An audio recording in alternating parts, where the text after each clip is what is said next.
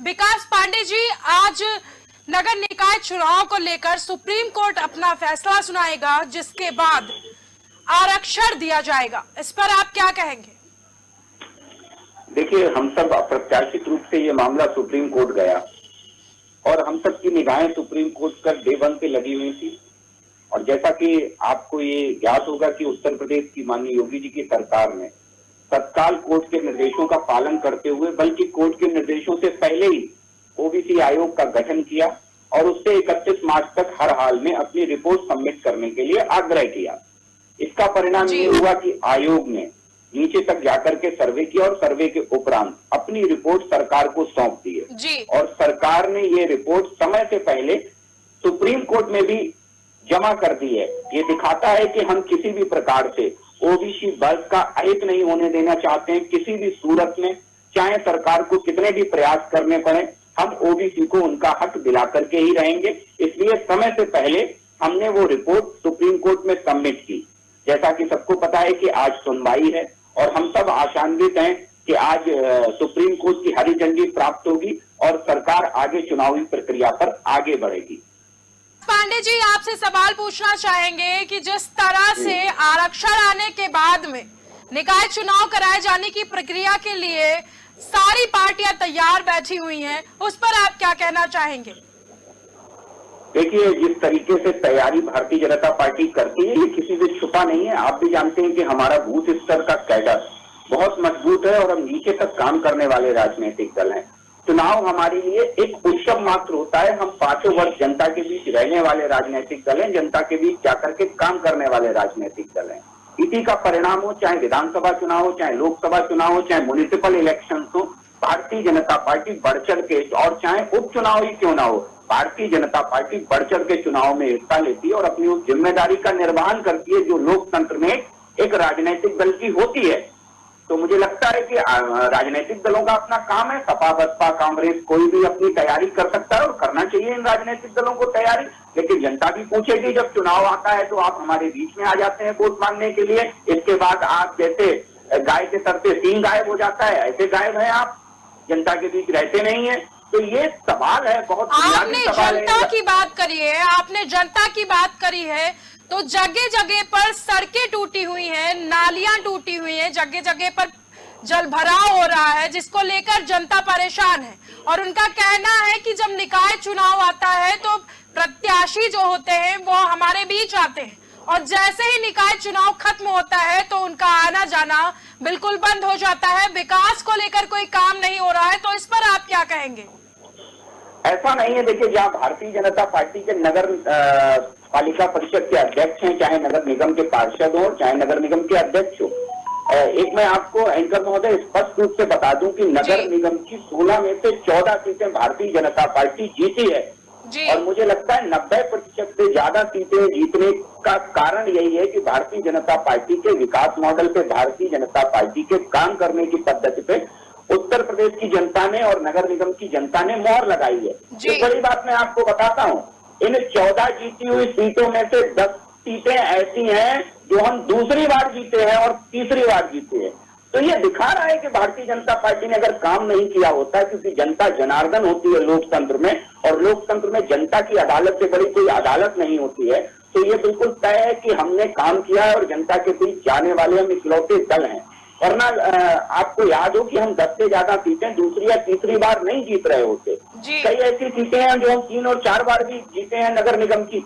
तो ये तो बेबुनियाद है चीजें। जो अन्य दलों के लोग होंगे या निर्दलीय पार्षद होंगे, निर्दलीय अध्यक्ष होंगे, वो अपने राजनीतिक दांव पेच के बल पे चुनाव जीत जाते हैं और उसके बाद जनता के बीच नहीं जाते हैं। क्योंकि भारतीय जनता पार्टी प्रतिष्ठित राजनीतिक दल है और विश्व का सबसे बड़ा राजनीतिक दल होने का गौरव हासिल है हमको। तो हम सब जानते हैं कि जनता के बीच अगर हम जाकर के काम नहीं करेंगे तो ये उपलब्धि हम सबको नहीं हासिल हुई होती। तो जनता भारतीय जनता पार्टी से जुड़ाव रखती है। इसी का कारण है कि हम नगर निगम में भी बेहतर प्रदर्शन करते हैं और बड़े प्रदर्शन के साथ आगे जाते हैं। पांडे जी, जिस तरह से अनिल शर्मा जी ने कहा है कि निकाय चुनाव में बीजेपी अपनी दबदबा बना रही है और आगरा को लेकर उन्होंने बात कही है कि वहां पर काफी समय से किसी और पार्टी का प्रत्याशी जीता नहीं निकाय चुनाव में, तो इस पर आप क्या कहेंगे? देखिए एंकर जी, मैं आपको स्पष्ट रूप से कह दूं, कांग्रेस हो चाहे सपा हो चाहे बसपा हो, ये वो राजनीतिक दल हैं जो स्व आकलन की जगह कोरी राजनीतिक बयानबाजी में विश्वास रखते हैं। आप देखिए कि आपने कह दिया कि हम चुनाव जीतते हैं तो ईवीएम की गलती की वजह से जीतते हैं, जनता का समर्थन हमें नहीं मिलता। आपने अभी स्टेटमेंट दिया कि हम नगर पालिका नगर निगम में चुनाव इसलिए जीतते हैं कि हमें मशीनरी का उपयोग मिलता है और हम वोट बढ़वाने फर्जी तरीके से वोट बढ़वा लेते हैं और लोगों के वोट कटवा देते हैं। यही बात कही ना। मुझे एक बात बता दीजिए, 2012 में उत्तर प्रदेश में भारतीय जनता पार्टी की सरकार नहीं थी और पिछले लगभग 10 साल से उत्तर प्रदेश में भारतीय जनता पार्टी की सरकार नहीं थी और लगभग 8 साल से देश में भारतीय जनता पार्टी की सरकार नहीं थी। मुझे पता है कांग्रेस के साथी कि तब उत्तर प्रदेश में 12 निगम हुआ करती थी और 10 में भारतीय जनता पार्टी के नगर निगम अध्यक्ष जीत करके आए, महापौर जीत करके आए। क्या ये भारतीय जनता पार्टी के, ये कांग्रेस के लोग बताएंगे कि तब ना केंद्र में हमारी सरकार हुआ करती थी ना राज्य में हमारी सरकार हुआ करती थी, तब हम किस मशीनरी का उपयोग कर लिया करते थे भाई? ये अपनी नाकामियों को छुपाने के लिए, केवल नाकामियों को छुपाने मात्र के लिए ईवीएम का सहारा लेंगे, अडानी अंबानी का सहारा लेंगे, मीडिया पर आरोप लगाएंगे, वोटर लिस्ट में गड़बड़ी का आरोप लगाएंगे। लेकिन विकास जी तो मुंह छुपाए हो रहे हैं, जाने कितने अरे भाई आपके इसी सवाल के साथ विनय जी से सवाल पूछना चाहेंगे, इसी सवाल के साथ विनय जी से सवाल पूछना चाहेंगे कि जिस तरह पांडे जी, अनिल जी ने कहा है कि बैलेट पेपर से चुनाव कराया जाए, अगर बीजेपी जीतती है तो फिर से ईवीएम से चुनाव कराए जाने की अनुमति मिल सकती है या ईवीएम से चुनाव कराया जा सकता है, इस पर आप क्या कहेंगे? बहुत सिंपल सा जवाब है, देश की जनता भी देगी और हमें लगता है कांग्रेस के प्रवक्ता भी अभी यही दे करके जाएंगे। छत्तीसगढ़ में ईवीएम से चुनाव होता है, कांग्रेस जीतती है तो वो ईवीएम ठीक हो जाती है। राजस्थान में कांग्रेस ईवीएम से चुनाव होता है, कांग्रेस जीतती है तो वो ठीक हो जाती है। हिमाचल में कांग्रेस चुनाव जीतती है, ईवीएम से चुनाव होता है तो ईवीएम ठीक हो जाती है। लेकिन उत्तर प्रदेश में ईवीएम खराब हो जाती है, मध्य प्रदेश में ईवीएम खराब हो जाती है, गुजरात में ईवीएम खराब हो जाती है। ये दोहरा चरित्र ही कांग्रेस के पतन का कारण है।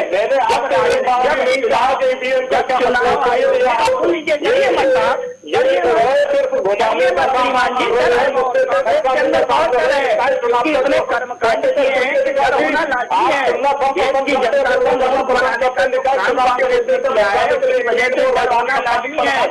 आप बताइए।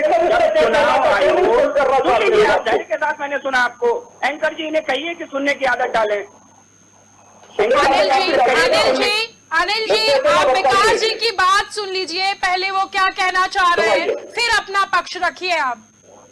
बिल्कुल ठीक सी बात है। मुझे ये बता दें कि जब चुनाव आयोग में सारे राजनीतिक दल ईवीएम का रोना रोने लगे, सत्ता से बाहर हो जाएंगे तो ईवीएम भी खराब हो जाएगी, लोकतंत्र भी खराब हो जाएगा, तो दुनिया भर की चीजें कांग्रेस के लिए खराब हो जाती है केवल सत्ता में जाने के बाद। सत्ता में आने के बाद सब कुछ ठीक हो जाता है, ये कांग्रेस का चरित्र है। दूसरी चीज, ईवीएम को लेकर के जब चुनाव आयोग ने आमंत्रित किया था सारे राजनीतिक दलों को, तो क्यों बगले झांकने लगे थे? क्यों नहीं भेजे थे अपने जनप्रतिनिधि वहां पर जाकर के, देखते जाकर के, ईवीएम में गड़बड़ी साबित करते जाकर के? ये बहुत बड़ा सवाल है और लोकतंत्र में जनता सब कुछ देख रही है, ये कांग्रेस को एहसास होना चाहिए। अनिल जी, विकास जी ने जिस तरह से, देखिए विकास जी तो जो कहते हैं वो सही है, वो कहते हैं ना खाता ना वही, और जो यही हुआ था सुप्रीम कोर्ट में रफेल के ऊपर कि संसद बाधित करने वाले कांग्रेस के साथी और शर्मसार हुए और सुप्रीम कोर्ट में माफी मांगी आपने। ये हुआ है आपके साथ, यही दोहरा चरित्र आपका है। आप नहीं जानते हैं कि 3 उंगलियां आपकी तरफ हैं, खाता ना भाई, जो कांग्रेस और आम आदमी पार्टी की जुगलबंदी करे वही सही। तो ये दिखाता है इस उत्तर प्रदेश में और इस देश में कि कांग्रेस का चाल चरित्र चेहरा सबने देख लिया है। अनिल जी कायदे से बात कीजिए। विकास जी अनिल जी जिस तरह से कह रहे हैं कि आप चरित्र की बात करते हैं, विकास जी जिस तरह से अनिल जी कह रहे हैं कि आप चरित्र की बात कर रहे हैं, आप खुद को पहले देख लीजिए, तो इस पर आप क्या कहेंगे? बिल्कुल ठीक बात है, हम खुद स्वयं को देखते हैं, क्योंकि जब इंदिरा गांधी परमाणु परीक्षण करती हैं तो देश की पूरी विपक्षी एकता मिलकर के ये कहती है अटल बिहारी वाजपेयी जी के नेतृत्व में कि हम कांग्रेस का समर्थन करते हैं और हम सरकार के साथ खड़े हैं। और वही जब अटल बिहारी वाजपेयी जी परमाणु परीक्षण करते हैं तो पूरी कांग्रेस मिलकर के प्रेस कॉन्फ्रेंस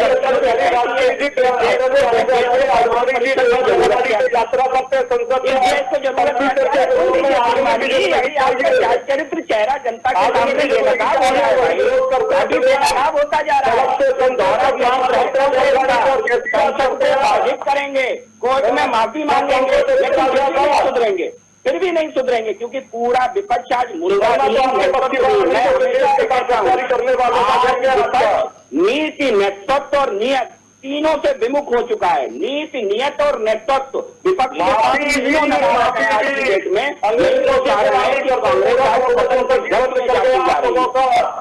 अरे भाई थोड़ा सुन लीजिए,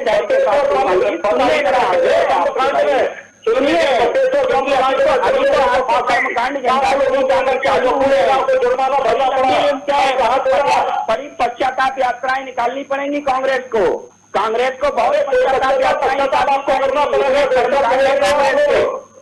पूरी तरह से भारतीय जनता पार्टी।